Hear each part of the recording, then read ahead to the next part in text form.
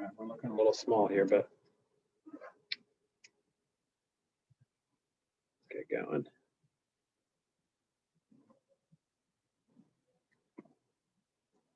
Okay. Grammar 2 review. You guys finished that last night, and it's been checked, and I will post a key later, and we'll do a little test on that parts of the sentence unit next week. Vocab, I will post your lesson 8 test tonight. If you want to go knock that out, you could, but it needs to be completed sometime on Friday. Check that you've done that Saturday, post a key, and get your corrections due by Sunday night. So work on the poems and poetry, chapter 4, imagery. I realized later that I didn't put up an assignment post, but I put it up this morning. So if you guys could still stick that in there, if you didn't already see that, I'll be flexible with that. But, you know, just to give you credit for the work that you've done. So we'll quickly talk through those, and then we're just gonna have a what ended up being a pretty fast review of chapter 6 to kind of explore the concept of the symbol.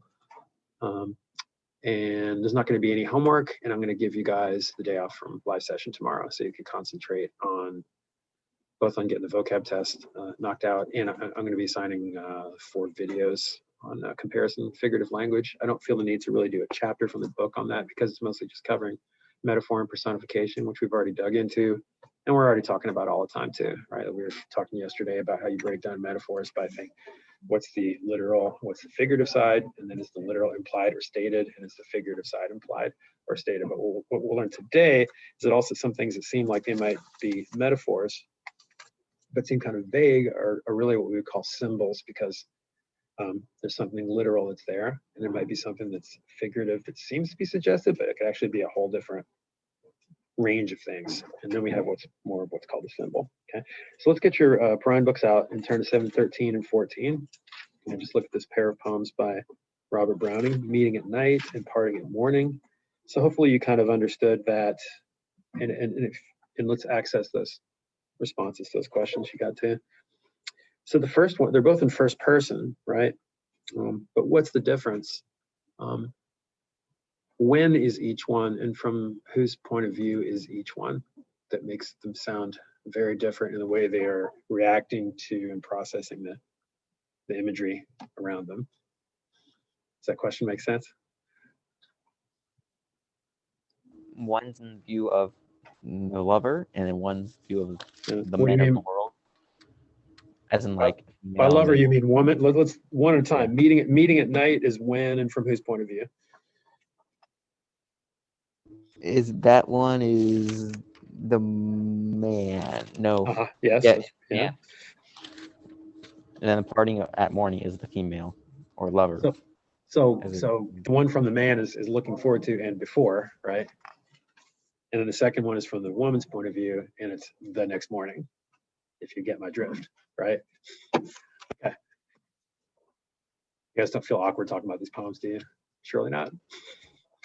Okay, so and notice the excitement, right, and the anticipation that's kind of implied in all the imagery in Meeting at Night, right? It's like every part of him feels alive. He's filled with adrenaline, right, and excitement that he's going to see this person, right? And then the one in the morning sounds kind of more, there's beautiful imagery, but it's taken more pensively and invasively and warily, right? Because of the perspective of the woman and how she views what just happened and what it means to her life. It's not as easy or as celebratory, especially the next morning.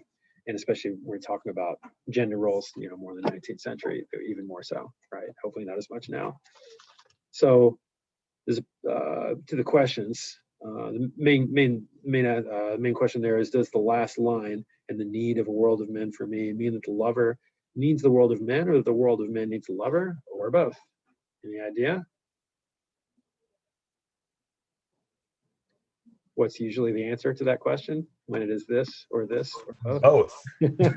Good job. Yeah, but it is, right?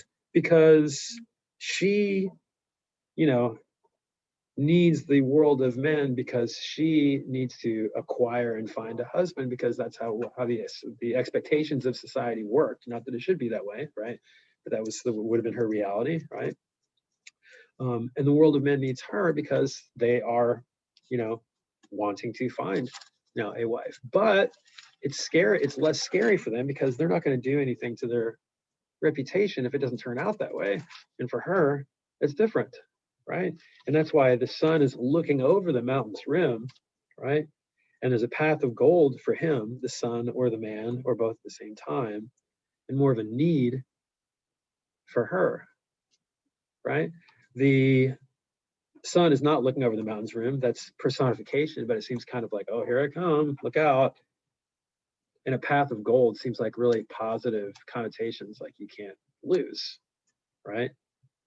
And the need of a world of men for me. So the point is, I don't want to get too deep in these questions because we want to get on to the next chapter that we're going to talk there, is that imagery is not just what it is, right? It can look different to people depending on what's going on, and it can feel different to people who speak, especially when we have a speaker speaking in first person, according to their position, their perspective, their identity, their place in life. And the more deconstructively you think about it, the more that you realize how subjective imagery is and how much that can affect a poem. That's the point there. Okay. All right. Let's turn up to page 748. Talk about symbolism. So we throw around the word symbol all the time. I'm on screen share still. Here we go. But technically, what is it in contrast to?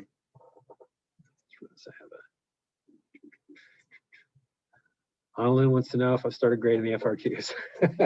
Yes, I have. And I absolutely have to get them done by Monday or Tuesday. So I'll give you guys some feedback before we do our next one, because I can't remember what I said now. In case I already make it clear, our FRQs for this unit are going to be Wednesday and Thursday next week before the long weekend. We got to wrap that up. And then when we start the week after the long weekend, we'll be into unit 6, which is choice novel time. And you guys form your own groups, choosing from a half a dozen, 7 or 8 novels that I'll be choosing. And, it'll be a nice change of pace. Right?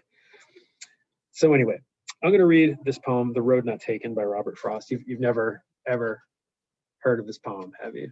It's like the most unfamiliar poem ever. It's never been in a commercial or anything like that, or a movie or a TV show. It's definitely not every inspirational poster. Yes, exactly. But the thing about it's a great poem to put out there for symbol, because I think it's often oversimplified. It is a great poem. That's why it's been so insanely popular, like over the decades and really a couple centuries. But I think there's a lot more to it than people give it credit for. Let me read it real fast. So, 2 roads diverged in the yellow wood, and sorry I could not travel both. And be one traveler, long I stood, and looked down one as far as I could to where it bent in the undergrowth. Then took the other, as just as fair, and having perhaps the better claim, because it was grassy and wanted wear. Though as for that, the passing there had worn them really about the same. And both that morning equally lay, in leaves no step had trodden black. Oh, I kept the first for another day. Yet knowing how way leads on to way, I doubted if I should ever come back. I shall be telling this with a sigh, somewhere ages and ages hence. 2 roads diverged in a wood, and I took the one less traveled by, and that has made all the difference. Now, the common interpretation of this poem, the oversimplification of this poem, is that by taking the road less traveled by, he was a nonconformist, and he did what fewer people have done, and that's been awesome, and now my life is complete, right? But that's not all there is there. In fact, I don't think that the message of the poem even is that you should always take the road less traveled by, because what kind of message would that be, right? I mean, it's great to be a nonconformist if that's what you really think is right for you in a certain situation, right? But would it be any kind of good life advice? Not that I think a poem should just say, here's how you should live your life. Would it be any kind of a good idea, a valuable observation on experience, that you should always do what fewer people do? That's no way to think, right? That's not thinking at all. That's just trying to be different all the time for the sake of being different. That's stupid, right? Sometimes it might be right? So what's the real message here? Well, what do you guys think? I think it's partially like, no matter what other people are doing, do the thing that's best for you, or that you feel is best for you. Totally agree. Whether it's what more people do or not. Now, he happens to have taken the one less traveled by, but he seems to kind of regret it. But at the same time, when he says, I shall be telling this with a sigh, somewhere ages and ages hence, we don't know what kind of sigh that is. So the poem's kind of ambiguous, right? It could be a sigh of relief. It could be a sigh of regret. It could just be a sigh of pondering and contemplating. We don't really know, right? But the point is, I think partly what Alex said, and partly just that you should weigh choices carefully and independently, because often once you make those choices, you have put yourself on a road for better or for worse, and that you're not going to be able to come back and do it the other way, right? And that's certainly a true life experience, right? Whether you're thinking wrong or thinking right, the lesson of like, all right, big decision, I better think real hard because whichever way I go, that's it. That's true. I don't think we can argue with that. All right, so if we think of this as a big metaphor, right? It certainly is, but I think it's more than that. But the metaphor is what? The choice of going this road or going on this road is a metaphor for blank. Butterfly effect. For what? Butterfly effect? I sort of know what you're saying. How like one decision can affect like a whole bunch of things. Yeah. Like if you take one road, like take left instead of right, you can go on multiple different roads, and those roads lead to different. But you're still talking about roads. Let's just talk about what the fork in the road represents as a metaphor, regardless of its effect. What is it a metaphor for in life? That we have lots of what? I mean, you already said it. Decisions, choices, big life choice decisions, right? Okay, so that's a metaphor. But does it really tell what kind of choice that it is? That's kind of left up to us, right? And that's what makes it a little bit more of a symbol than just a metaphor. Okay, so let's look at the discussion of that on 749. I'm going to read here. So a symbol may be roughly defined as something that means more than what it is. Still doesn't sound that different from metaphor yet, right? The road not taken, for instance, concerns a choice made between two roads by a person walking in the woods. He would like to explore both roads. He tells himself he will explore one, come back and explore the other, but he knows he probably won't be able to do so. In the last stanza, however, we realize the poem's about something more than the choice of paths in a wood. Now we're getting to metaphor, right? For that choice to be relatively unimportant, whereas this choice, the speaker believes, is one that will make a great difference in his life. It is one he'll remember with a sigh, ages and ages hence. We must interpret his choice of a road as a symbol for any choice in life between alternatives that appear almost equally attractive, but will result through the years in a large difference, for better or for worse, in the kind of experience one knows. All right, so the fact that it's any choice is something that makes it a little bit more of a symbol than just a metaphor. Next paragraph, image, metaphor, and symbol shade into each other and are sometimes difficult to distinguish. In general, an image means only what it is. The figurative term in a metaphor means something other than what it is. And a symbol means what it is and something more too. That's kind of confusing. You might want to kind of revisit that sentence there. A symbol, that is, functions literally and figuratively at the same time. If I say that a shaggy brown dog is rubbing its back against a white picket fence, I'm talking about nothing but a dog, and I'm therefore presenting an image. If I say some dirty dog stole my wallet at a party, I'm not talking about a dog at all. I'm therefore using a metaphor. But if I say you can't teach an old dog new tricks, I am not only talking about dogs, but about living creatures of any species that are stubborn to learn, right? And I'm therefore speaking symbolically. Simple example, but an illustration of the concept. Images do not cease to be images when they become incorporated, right? The roads are still images of roads, right? When they're incorporated metaphors or symbols. If we're discussing the sensuous qualities of the road not taken, we should refer to the two leaf-strewn roads of the road as an image. If we're discussing the significance of the poem, we can talk about the roads as symbols, as in they are choices, you know, that makes it a metaphor, but what kind of choices? Well, it could be anything, and then it evolves into more of a symbol. It's the richest and at the same time most difficult of the poetic images. Its richness, it's difficult to result from its imprecision. Okay, almost relies on being vague or ambiguous, right? Although the poet may pin down the meaning of a symbol to something fairly definite and precise, a choice, more often the symbol is so general in its meaning that it can suggest a great variety of specific meanings. It's like an opal that flashes out different colors when slowly turned into light. Road not taken concerns some choice in life, but what choice? Choice of profession, choice of residence, choice of mate. It might be any, all, or none of these. We cannot determine what particular choice the poet had in mind, if any, and it's not important that we do so. If we see the poem as an expression of regret, the possibilities of life experience are so sharply limited. The speaker in the poem would have liked to explore both roads, but he could only explore one. The person with a craving for life, whether satisfied or dissatisfied with the choice he's made, will always long for the realms of experience that he had to forgo. Because the symbol is a rich one, the poem suggests other meanings too. It affirms a belief in the possibility of choice, says something about the nature of choice, how each choice narrows the range of possible future choices, etc., etc., etc. You get the idea. Is that starting to kind of make sense? Okay, so we have images, we have metaphors where there's something else, but it's pretty specific. And then we have a symbol where it's something else and it's there, but it also can mean a wide variety of things, and you can interpret it however you want, which is probably influenced by your own life experience, right? Okay, let's skip over Noiseless Patient Spider and go over to A Sick Rose. Very short poem, but with some really powerful, somewhat disturbing imagery that you're probably going to be reluctant to talk about, but we'll do our best. O Rose, thou art sick, the invisible worm that flies in the night, and the howling storm has found out thy bed of crimson joy, and his dark secret love does thy life destroy. That sounds dark and disturbing, and has some imagery in it, right? Part of which could definitely be interpreted as kind of metaphors, maybe they kind of hook together into kind of some allegorical situation, but it is also very symbolic. I think there's one situation that this poem seems to metaphorically represent, but then the more that you think about it, it could apply. I'm trying to think, because the whole invisible worm thing seems like a metaphor for something else within the poem, which is subsequently a symbol for something in real life. So I don't know.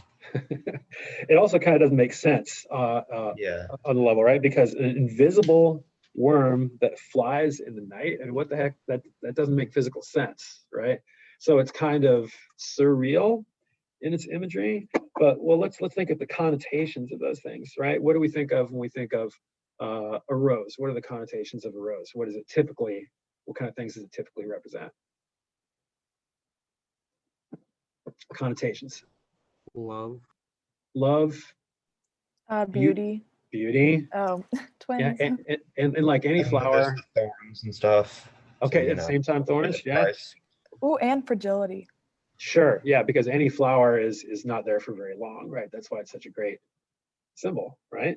Okay, and then traditionally, flowers can often, because of beauty and fragility and things like that, often are gonna represent a woman, a young woman, right? Okay, and you can see kind of where this poem is going on one level, right? And then we have an invisible worm that flies in the night, and the howling storm. Howling storm is probably something about just the chaos of the world, right? And then that invisible worm has found out your bed, what's the antecedent of the pronoun thy, which means your, whose bed? On the surface of the poem. The roses. The rose's bed, Well, right? And then we have a double meaning with the word bed, right? Because a rose has a bed as a flower, but a person also has a bed, right? So that kind of draws us in closer to like a human equivalent here. And then of crimson joy and dark secret love. Well, just to go ahead and say it for you, that sounds like some kind of intimate loss of innocence type thing, obviously, right? And then we go back to the image of the invisible worm, and okay, we get that. So that's one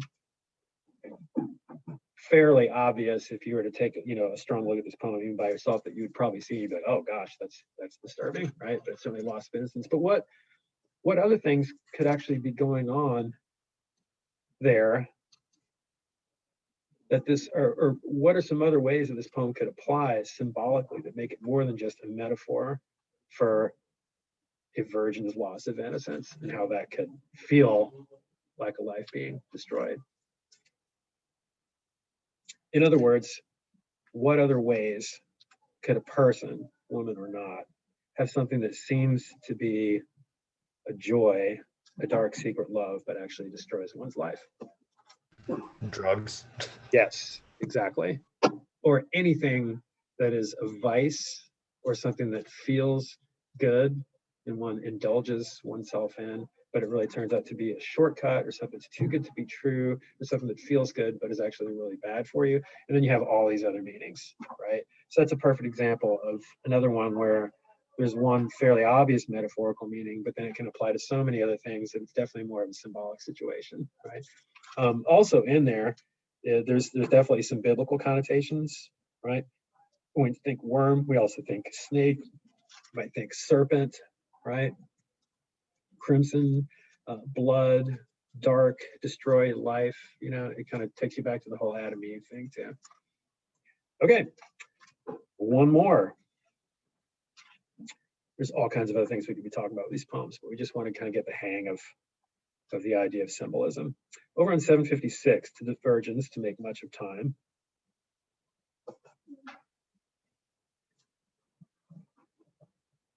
Gather ye rosebuds while ye may, old time is still a-flying. And the same flower that smiles today, tomorrow will be dying. The glorious lamp of heaven, the sun, the higher he's a-getting, the sooner his race be run, and nearer he's to setting. That age is best, which is the first, when youth and blood are warmer, but being spent, the worst, time still succeeds the former. Then be not coy, but use your time, and while ye may, go marry. For having lost but once your prime, you may forever carry. And to kind of fill in some vocab, coy, you probably know that word, but it means to be shy or timid. And tarry means kind of delay, hold back, right? So once again, this seems to be the speaker of the poem speaking to people who are in what time of their lives? Youth. Youth, exactly, right? And while we can take the word virgins to mean in a literal sense, right? And then this to be maybe a more positive view of the same kind of experience that might be evoked by the symbolism in the first poem. That word is also used for anybody who hasn't experienced any type of thing yet for the first time, right? So that's when it becomes like more symbolic, right? So when he says, gather ye rosebuds, what are the different things that rosebuds could be if he's suggesting that you go out and experience a bunch of things before you get old and you can no longer do that? Well, it could be anything, right? Just go ahead. Experiences in general. Do what you can while you can. Yeah, do what you can, especially the things that you won't be able to do forever, as soon as you can. Because that age is best, which is the first, when youth and blood are warmer, right? But being spent, when you've spent your years and you're older, the worse, you're older and the worst, and you finally die, time still succeeds the former. You're not going to have that forever. So it's a fairly simple message, really, when you get to it. Chase those wonderful experiences that you can only have when you're young, but you got the rosebuds on the surface, right? Does that first line of that poem sounds familiar? Gather ye rosebuds, really familiar. Really, it's a really famous line. It could be anything, right? It could be absolutely anything, and that's once again the lesson. It's a symbol. Okay, that was fast, but we made it. So hopefully, you at least have a good understanding of how symbolism kind of rises above just images and even of metaphors. So we're going to do no live session tomorrow. Vocab test will be appearing. An assignment for 4 videos, excuse me, comparison will be appearing. And I think that's it. I'll see you Monday. Thanks for being here. And if you didn't get those things in on those previous 2 poems, make sure and pop that in there so I give you credit. Thanks, guys.